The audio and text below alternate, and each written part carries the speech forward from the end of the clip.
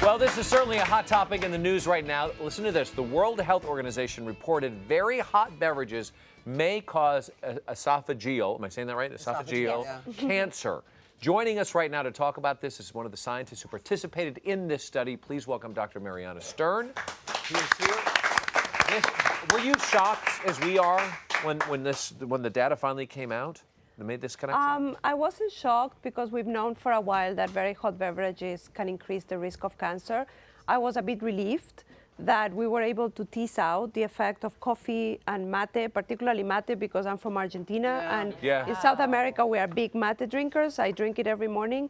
So I was relieved that the data was able to show us that it doesn't seem to be the effect of the coffee or the mate, but rather the actual heat. So let me show you guys this because you frequent these places. I know our audience does as well. This was recently posted in the New York Post. Look at this. Now look at this. And you can go through the different ones from Dunkin' Donuts on the far right. You have Starbucks in there. You have Coffee Bean. You see all of the temperatures that are reading there are well above what should be considered a safe temperature, which we're going to get to. Except for McDonald's, which ran into all that trouble because their coffee was too hot that time and they got sued, so they probably may have. But McDonald's, by the way, good point, their coffee temperature is acceptable, but their tea is too hot. So, Mariana, what did the study reveal that you guys found out? Well, what we did is we evaluated all the existing literature that goes back maybe 30, 40, even 50 years. And we look at the effect of coffee and the effect of very hot temperatures. And we found that coffee itself does not seem to increase the risk of any cancer. We look at about 20 different cancers. But very hot beverages, be it coffee or tea or broth, bouillon, even hot alcoholic drinks, like hot Calvados or hot sake, hot toddies, they can increase the risk of esophagus cancer. Even those hot soups you get and then they kind of burn still. They almost coat your throat. That's bad for you.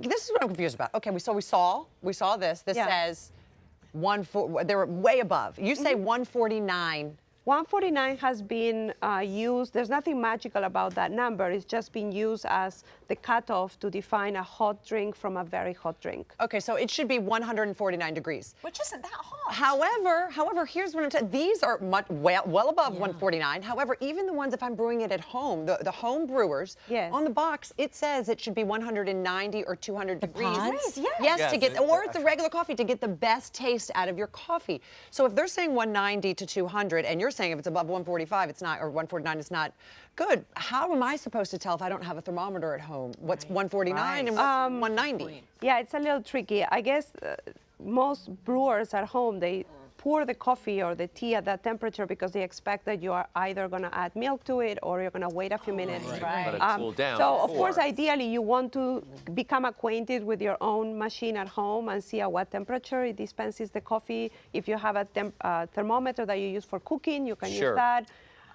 So become familiar with what it feels like to drink more than 149. This is what I want to do, and that's why I wanted to have you guys come in. I'm gonna pour coffee for you guys.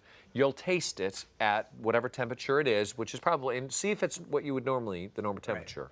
And we'll see how that goes. There's some behind you, Ken, if you would do the business over there. I'm gonna pour this. We have a thermometer in this one. Let's just call this one our hero one.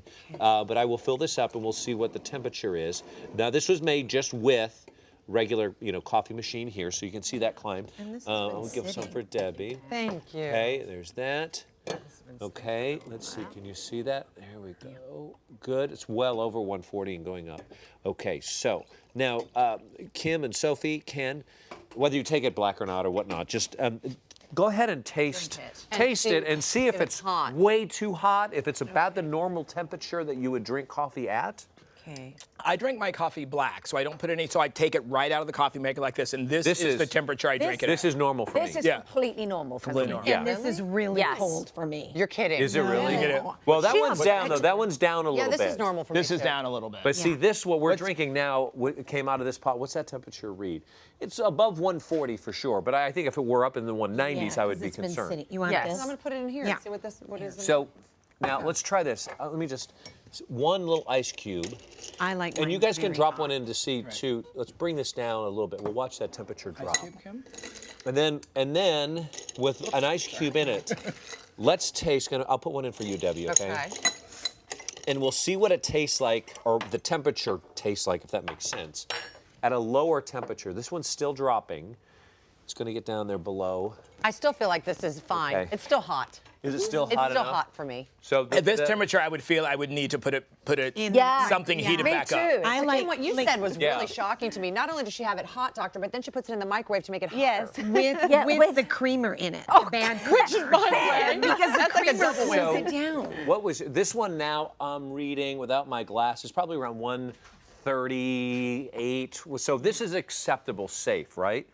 What is happening in our throats when it gets Yes, too hot? we don't quite know exactly the mechanism by which the temperature leads all the way to the cancer. What we know is happening is that there's an injury in the esophagus, in the cells that line the esophagus, that is caused by the high temperature.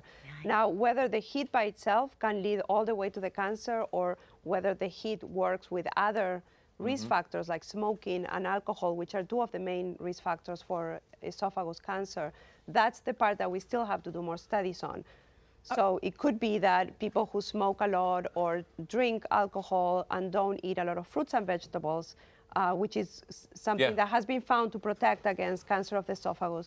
If they're also drinking a lot of very hot beverages, that may contribute to People the take a coffee formation. break and go out and have a smoke. Right, And it know what? kind of goes And- hand in hand. Double Yeah. People are smoking Yes. less, but it does go hand in hand for years. Yes. So if we have been drinking lots of coffee, which all of us here are guilty of, lots of hot beverages and having lots of hot soup for years, should we go get tested for esophageal cancer? There's not a routine screening test like we have for colorectal cancer or cervical cancer or many other cancers that we are grateful that we have those tests. Yeah. But if you are concerned, if you have been drinking a lot of very hot beverages and you have symptoms, and some of the symptoms are heartburn, having difficulty swallowing, having chest pain, having a sense of fullness in your esophagus, sometimes having excessive coughing or So it's not really, we're not really burning it like if we burn our No. flesh. It's not, like if we put our hand on something hot, our esophagus isn't burning from the hot temperature, is it? No. It might be burning inside. Inside, but- and you okay, but it's you gonna may feel- not feel it as burning. You may feel it as a These other pain, symptoms. But right? doctor, I have a very quick question. Is it when you talk about it?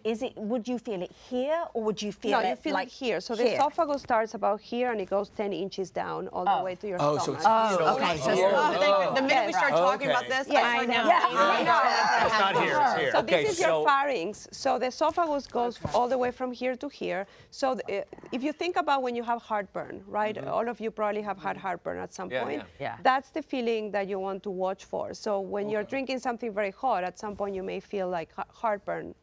So the takeaway here is to have your temperature, if you can, below 140. 149, Or, yeah. 149 or below, or put a little ice in it and let it cool. Yes.